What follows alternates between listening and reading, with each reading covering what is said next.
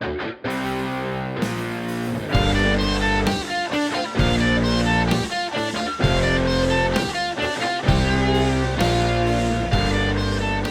back to the Battery Podcast. I'm Aidan. And I'm Casey. We are here for a very, very big weekend for both Boston teams coming up in Fairfield, Rhode Island. The Guard will be taking on the Maryland Charm Friday at 8:30, with huge playoff implications for both teams. And then the Cannons will finish off the weekend, unfortunately going up against the World Cup final, as we mentioned a couple weeks ago, Sunday at 3 p.m. against the New York Atlas. Um, yeah, Casey, let's start with the Guard. Um, it's not Yeah. quite a winner take all game, but as close as you can get. hmm Yeah. So, I mean, if Maryland wins, then they punch their ticket to the championship. Yep. Boston has to win, though. Yeah, Boston is If, eliminated with a loss. yes. Yeah. So, um, yeah, which would be a huge blow. Um, it was a huge blow when Charlotte had gotten hurt. And so I would really love to see the Guard just like rally together and get this win and hang in there a little bit longer. Uh, I don't think that we've seen a lot of fight from the Guard this season, this first season of the WLL, but I think that there's more where that comes from. And so I want to see some more grit um Yeah, this weekend. I think like we've seen a lot in the history of the men's pro lacrosse that like the team that hmm needs to win more is often the one that comes out with it. Now, both teams win this, right? Because I have the article on the WLL and the Charms chances of winning, or rather, if they lose by two or more, they're eliminated. If they lose by one, they have a 0.01% chance to make the playoffs. Uh, Wow.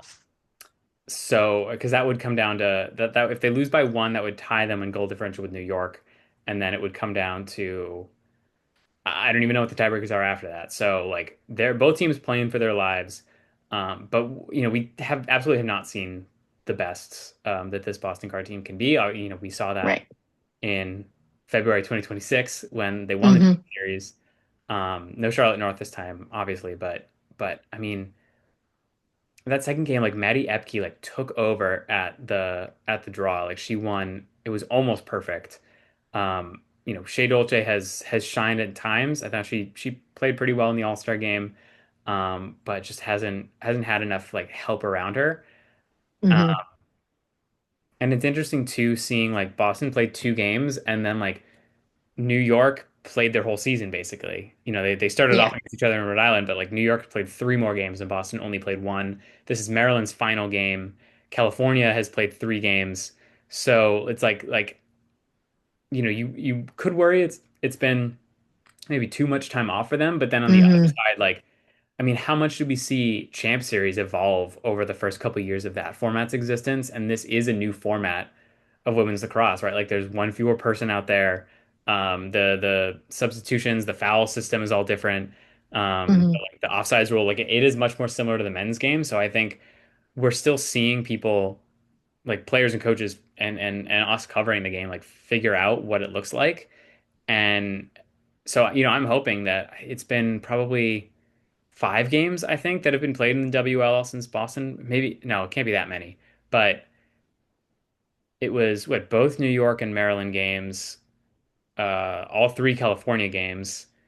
So, you hope that Boston has been able to like take a look at all of those and obviously see what Maryland's done well in their two wins hmm and how to stop that.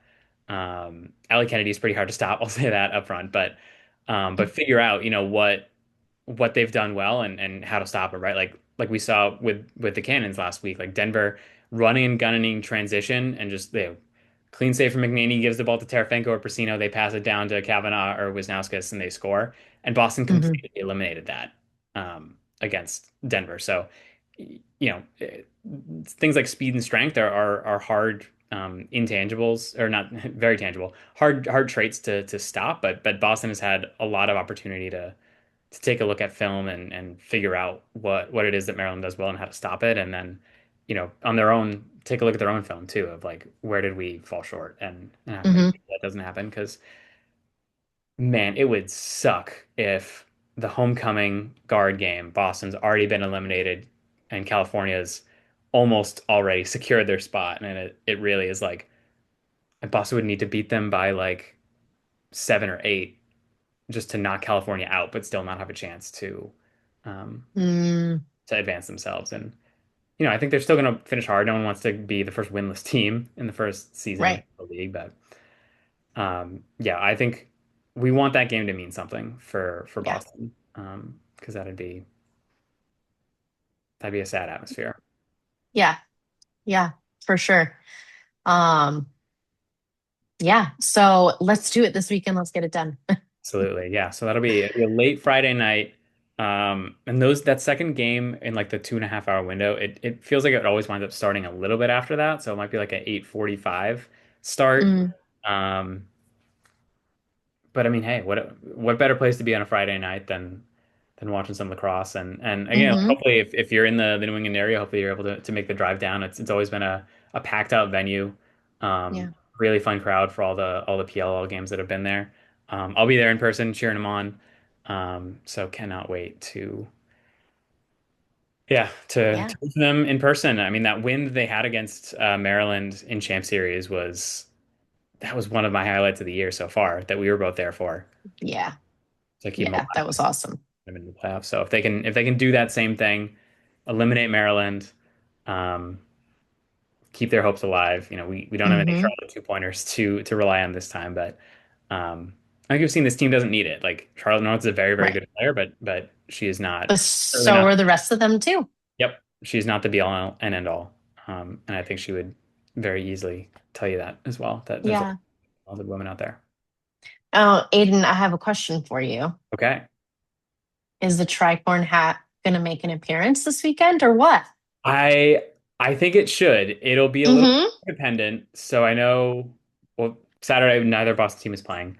But yeah, I think Friday, assuming it'll fit in. I haven't quite figured out my luggage situation, but um, I mean, you can just wear it yeah, that's the true. whole There's time nothing stopping that me you from travel wearing down it there. on the train. You won't Yeah, get any weird looks, nope. no comments, side eyes. Yeah. Thank you for reminding me. I do believe that is next to me on the desk as we are recording this. So. Beautiful. It's ready. Yep. And so I guess look for that in the broadcast as well if you're not down there in person. Um, I'll be looking out for it. yeah, absolutely. And the giant flag, of course, as well that I'll be waving. Yes. Um, all right. Anything else you want to switch to the men's side? Yeah, let's start talking about the other game. All right. I mean, just two polar opposite results for this team, right? Like Yeah. Boston, score differential wise, obviously Philly is going to hold the record there, but like fantastic win over Denver, and then New York Hmm. just goes just completely lays an egg. 16-5 Hmm. loss against a team that we thought was not capable of scoring 16 goals all season. Um, Yeah. Again, like we said, we worry that the team that needs it more winds up winning. Um, but I mean, like New York has just looked lost in some of these games, right? Like in Rhode Island, that 12-6 loss to Maryland, this 16-5 game loss to Utah. Uh, Hmm. I mean, I know they've had at least one other bad result because their goal differential was -18. Um, so they're tied That's pretty rough. in record with Boston, but because of that game that was Hmm. so like several of these lopsided results there. Oh, that's right, 16-9 to Denver. Um, Mm. those are their three of their four losses. Um, like they need this win. Um, Yeah. But you know what? So do we. We do, yeah. I mean, if Boston wins, then they're a game up, and then their goal differential is at least 20 better, right? Because Boston will have to be at least +1, and New York will be at least -19. Hmm. that it gives them basically 2 games in hand with 4 games to go. So then you figure as long as again it'll be like a hopefully a better position. Like if Boston just wins every game of the rest of the year, then they're definitely going to make the playoffs. But it's like Yeah. as long as they win like half of those, I can't see New York Hmm. winning 3 out of their last 4, 4 out of their last 4. Um, Yeah. and I mean they Well, I still mean, at the, sorry. go ahead. Like New York still got players that can scare you, right? Yeah. Like they had that amazing comeback against Maryland for their other win where they were down like 10-3, 10-2. And I mean, man, if they had lost that game, you just basically they'd already be out of the playoffs, right? Because they'd be 2-5 with like a -20. No, negative like 25. But I mean, Costabile has looked great at moments. Schellenberger has found his stride. Um, well, I mean, he's found his stride in at times. I mean, no one had their stride, Mm-hmm. losing 16-5. Um, and of course we can't forget, right? Like Boston was up pretty much the whole game their first time we playing New York on Long Island. But a Costabile 2-pointer and then a missed assignment from Owen Grant and a Xander Dixon goal shorthanded gave Hmm. New York that win. So I do feel like this is a better version of Boston that we've seen, Yeah. that we are seeing now rather. Um, Hmm. we are recording this before lineups come out. I can't Right. imagine it's going to be different than the last 2 weeks unless someone's hurt. But I feel like we would have known about Yeah. that already. So obviously Maxey, Kelly, Holman, then midfield Jack Rigneri, Mick Kelly, Graydon Hogg, um, Connor Kirst, and uh, oh, Mikey Weissar. There we go. Um, Trainer, Goodrich, Ramsey, Rawl.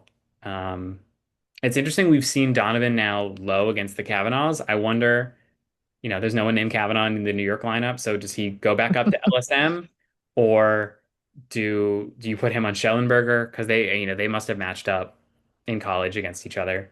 Um, Schellenberger graduated in 24, Donovan 26. Hmm. I don't know. Would he go against? I mean, Schellenberger would feel like he's the closest, to like the Kavanaughs of anyone on New York versus you wouldn't put him on Xander Dixon, I don't think, or Matt Rambo. That feels like that'll be the Owen Grant matchup. Hmm. Or I mean, honestly, or maybe Hunter Smith too, because Rambo is a physical player, but he's slimmed down a lot. He's certainly not a physical specimen as much as Malloy or O'Neill are. Hmm. Um, Yeah. I wonder if we'll see Trevor Baptiste back yeah, in the lineup. Tucci, is hurt, got released. Um, the Liberty got married last weekend. Maybe he's on his honeymoon. I don't know. But they definitely need New York needs somebody. It'd be great if they just, if Trevor didn't come back this weekend, yeah, and then just like exhaust Danny Logan. Um, but yeah, like you said, the lineups aren't out yet when we're recording this. So I'll be interested to see what that turns out to be. Um, if Trevor Baptiste is on the lineup and he does play, I am looking forward to seeing McMeekin go up against him and see what that matchup looks like. absolutely. Because I'm excited for McMeekin's career, Yeah, honestly. yeah. On if like I know when the Cannons played the Redwoods, McMeekin did not win the majority of those faceoffs, but so I don't know. It still feels like face-off specialist of the year is like TD Erlin's to lose because Baptiste has missed so much time. Hmm. But like, I mean, if McMeekin goes out and if he goes 50% against Baptiste, it's like, I mean, give him the face-off specialist of the award now. Face-off specialist of Yeah. the year award now, right? Like Hmm. the stat's been around a couple times that the Cannons are above 50% as a team for the first time since 2019. Hmm. Um, so. And that is entirely due to Andrew McMeekin, obviously. Tucci won enough of Yeah. those faceoffs that McMeekin could bring that up pretty easily. If I was out there, I'm pretty Hmm. sure would have been an offer and it would be a lot harder to get that back up to 50. But Hmm. I mean, yeah, he's been so good, and think we said this last time. It's like it's hard to imagine a face-off guy winning Rookie of the Year award when you have players like Spallina and Palumbo and Ryan Steins who have put up Hmm. such good point totals. But I mean, he's got to be in the conversation. Like I don't Hmm. know how many finalists I want to give, or maybe if one of those guys does fall off. I know Spallina's had some quiet games. Palumbo had a kind of a quiet game last week. Um, Steins has honestly been the most consistent, which is Mm. surprising. And I don't think he was the guy on anyone's radar as a second round pick. And um, yeah, I mean, it's like I won't say it's a slight topic change, but like I certainly wouldn't say Mikey Weiser has been disappointing. But as far as like Mm. maybe not the point production that you expected from the second overall pick, like McMeekin and now Regnieri in his last four games have um, I would say exceeded like what was Mm. expected of them or hopes of them. Um, Hmm. where it kind of evens out. It's almost like, and this is, no, I won't go with that analogy. It's not a good analogy. Um, yeah, they've got, and I think didn't Noel D'Amico say that McMeekin's been so good it's gotten Coach Holman to reevaluate his whole thoughts on Yeah. specialist as a position. Yeah. Which Uh, yeah, that was really cool to hear. yeah, Um, I mean, just take the lacrosse out yeah. of it. He got a 65-year-old man to change his mind about something. That's something True. something he considers himself somewhat of an expert on, as well he should. So that fact Right. alone, um, Yeah. pretty remarkable. Yeah. Uh, I think that speaks a lot to his skill set and also just like him as a person. Because I think that was something else that was mentioned too. I think that I thought that was really cool yeah. to hear. Yeah, we haven't gotten the chance to talk to him yet. Hopefully, I'm able to do that in Mm. Fairfield. I mean, if he beats Trevor Baptiste, especially if he gets another couple points in there, hopefully he'll be Oh one of my the press goodness. conference guys. Hmm. I mean, you talk about, obviously he and Maxi played together, and then like, Holman and Maxi being the highest scoring duo in the league, and like four of those goals from them have been assists from Andrew McBeacon. Uh, Mm. so Do he's, you know how I think it's the Archers, whenever they win, one of their coaches buys them all ice cream? yeah. What do we have? We, as in the Cannons. What do the Cannons have something? I feel like we do, and I just don't remember what it is. The Eat Award, is that what you're talking about? Oh, yes, that's right. Yeah. So if anyone missed the episode that we did talk about that, I think it was with Noel D'Amico. Yeah. Mm.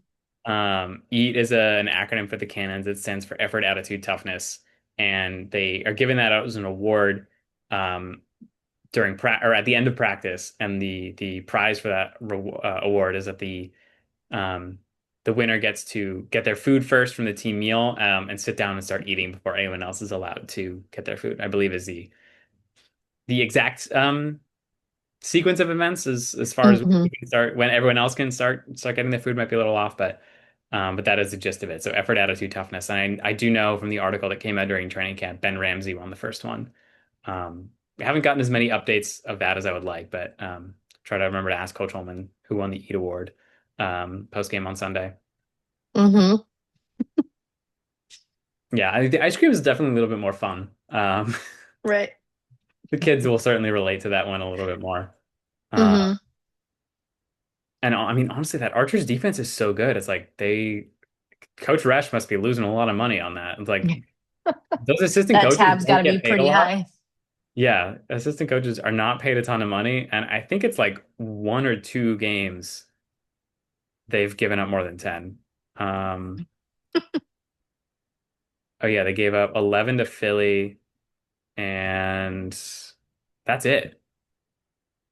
Mm. Yeah. Oh no, sorry, 16 to California when they lost. So Mm. two out of seven games, which is pretty good. The fact that they're not 5-2 or 6-1, because that Philly game they gave up 11, still a game you can win. Uh, Mm.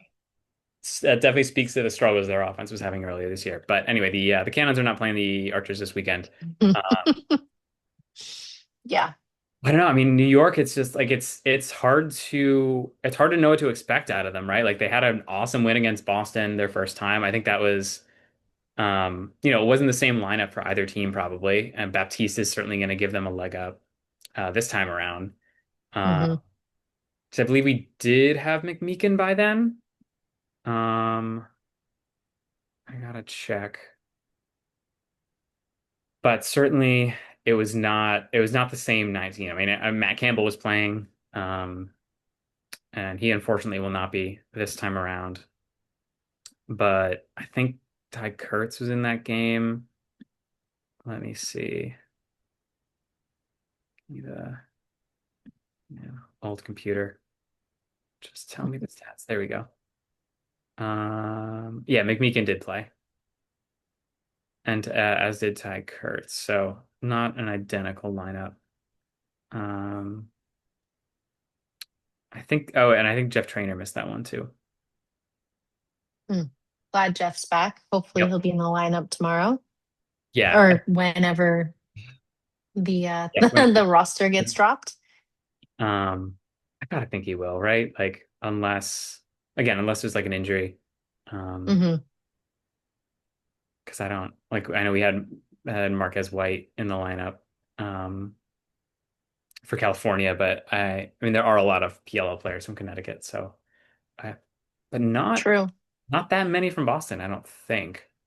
Um, and I mean, at this point in the season, right? Like, you got the chance to really bury New York and almost Hmm. guarantee. I mean, you certainly guarantee like Maryland and Philly a playoff spot if you win. Um, because it would be quite something if the Atlas went from 3-5 and a negative 23 goal differential to beat out either of those two teams. I Right. mean, also thank goodness Boston doesn't have to play Philly anymore until the playoffs because wow, does it not look fun to try to guard CJ Kirst right now? No. Yeah. He's just so good. And so like nice, like he's Yeah. a nice smile on I, his face when he's doing it all. yeah. Which I think, honestly, if I was going against him, that lights something in Yeah. me. I'd want to respectfully wipe the smile off his face Yep. on the field. But all the cursed boys, I mean, Yeah, they all just seem they're great. they are. Yeah. Um, but New York, back to New York, Yeah. they give up the most scores per game in the league right now. On average, I think it's like 13. Um, Thank you for taking that Great mark away from news for, Boston. huh? Thank you for taking that mark away from Boston. Yes. So that's great news for us. Yep. Um, I know you mentioned Schellenberger before. He's averaging less points this season than he was last season, by like 1.5, I think, something like that. Um, Either way, averaging less points. Yeah. Uh, that team, it's very interesting when you look at that team. And, we're not here for the Atlas, we're here for the Cannons. And so I personally do not try to really analyze too much of what's going on with that team. I'll admit, but it is very interesting. Happy that they're going in one direction and the Cannons are going in the opposite. Absolutely.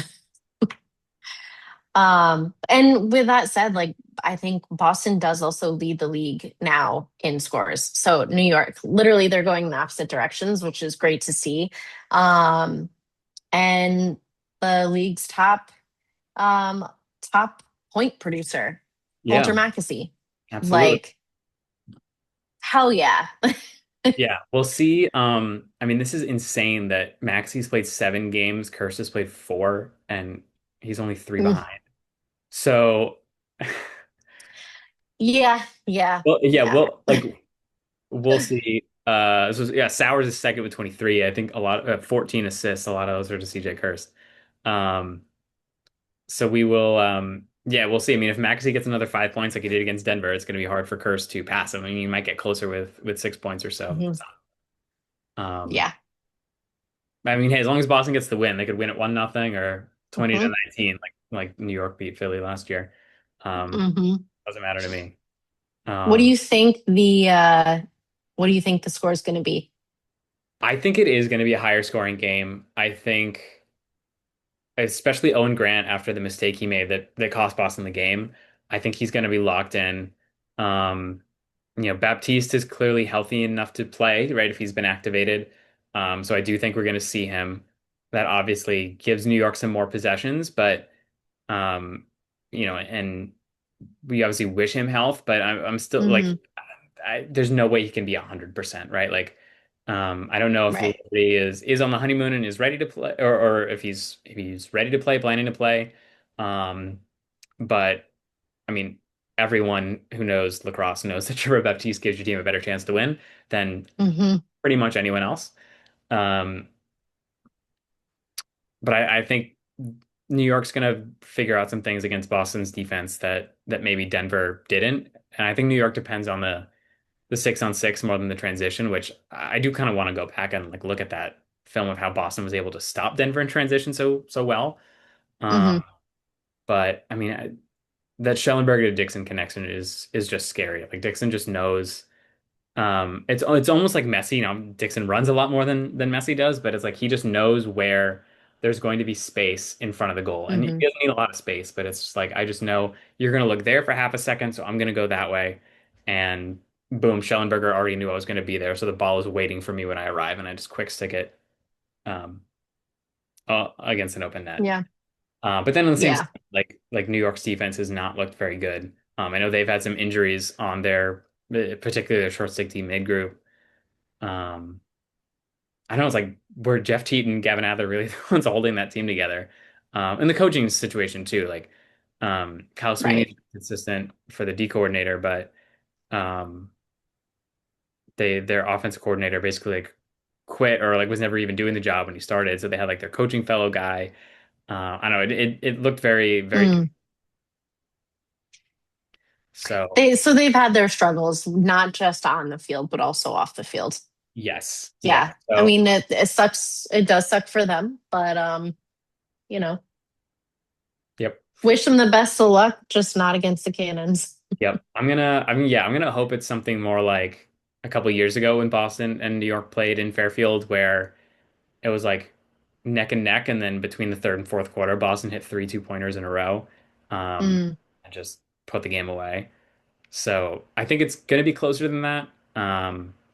But I'm gonna say it's like a 16-14 Boston win. Mm. I think it's gonna be like a 12-9 game. Boston on top. I Yes, yeah. Yeah, yeah, yeah. Sorry. Boston taking the Yeah. win New for York's also sure. throwing the ball away so often. Like, let me pull up team stats for turnovers, but like it seems like every time, like every other possession, Hmm. New York's throwing the ball over someone's head or missing a pass or I mean it's crazy. Um, sorry, it's not PL stat. It's not the here you go, turnovers. Oh, it's actually the Archers. Um, which makes sense with kind of some of the issues they have. So the Archers have 138 turnovers, New York 131, and Boston is down at 107. So I mean that will cancel out so that's what 24, which comes out to like four a game. I mean that basically Mm. cancels out the advantage that Baptiste gives you, right? If he wins six or so more faceoffs than McMeekin does, but then New York throws four of those back to Boston. Right. As you might expect, the Denver Outlaws and Water Dogs, who have played one fewer game than everyone else, are the last two. But the fact that Boston is the last of the teams that have played 7 games, I think is very impressive. Hmm. Um,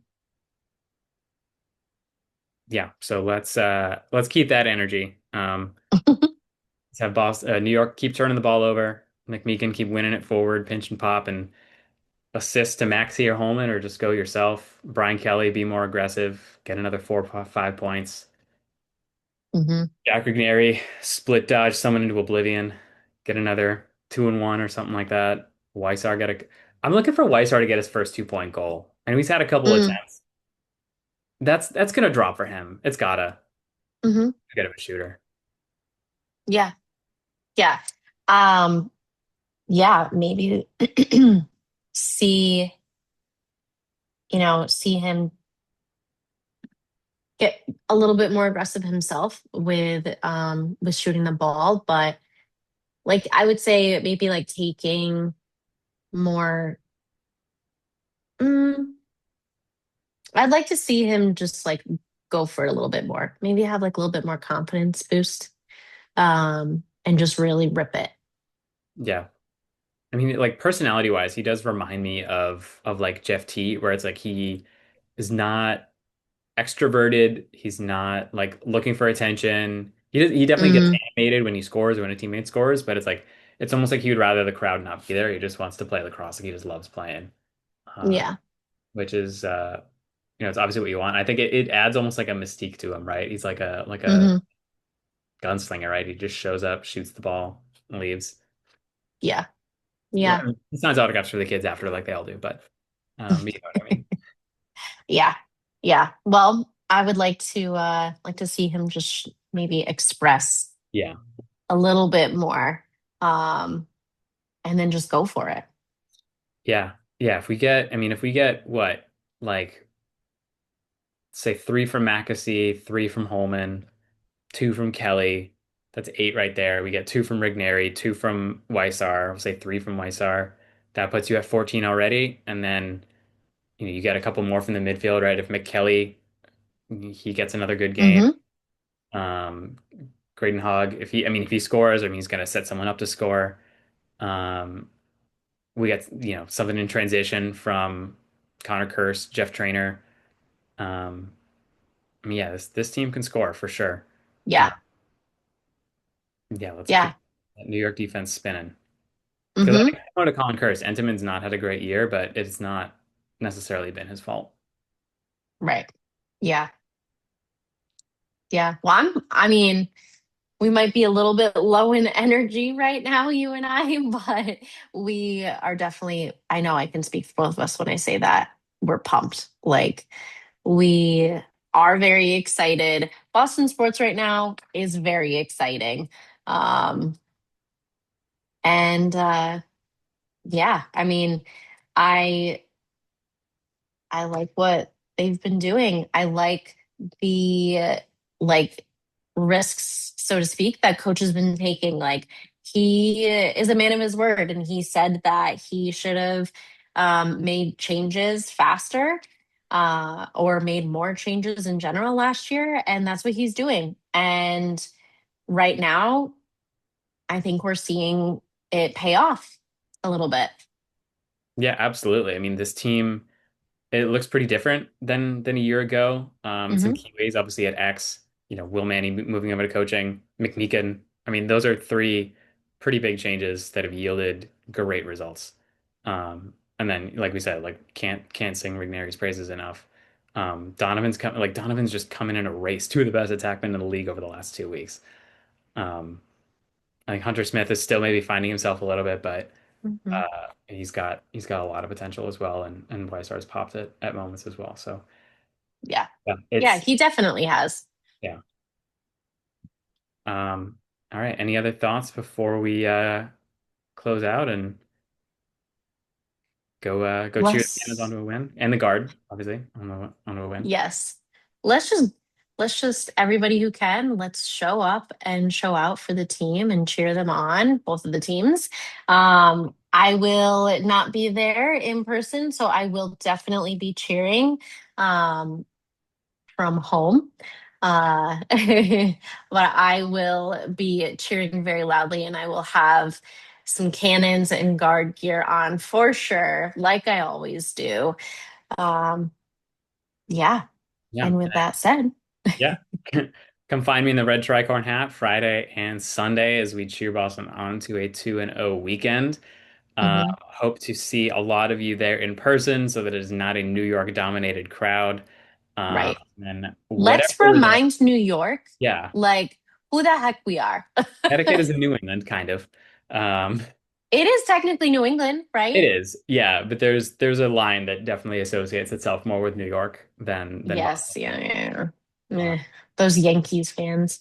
I know. Um, It's not that far of a drive from Rhode Island either, if you're a fan or from True, just like what, a couple hours? Yeah, I mean it's only like 45 minutes to get from like Providence into New London, and then it's like another hour Oh, beyond that to get to look at that. maybe a little bit more than an hour. Yeah, not too So bad at y'all all. better show up, support Absolutely. the teams. Say Um, hi to Aiden. yes, and then we will be back on Monday to recap these two awesome wins that we're going to get this weekend. Um, That's right. yep. Until then, go Cannons, go Guard. Go Cannons, go Guard. Boom.